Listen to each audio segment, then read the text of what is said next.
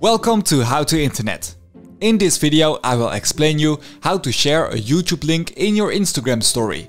It is very easy, so let's start.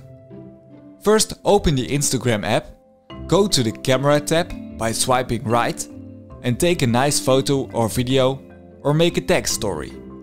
I choose text.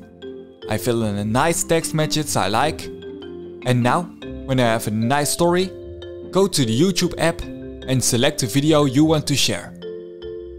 Press the video, then tap share and then press copy link. Now go back to Instagram and press the sticker icon. Then press the link sticker and fill in the link you've copied on YouTube. Then, after I've filled in the link, press done. And now you can press the sticker to select the style you want to use.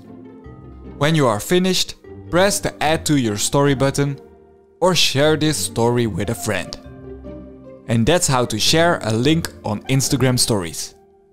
Thanks for watching this tutorial. If you want to see more tutorials, subscribe on the YouTube channel and we see you next time. Bye bye!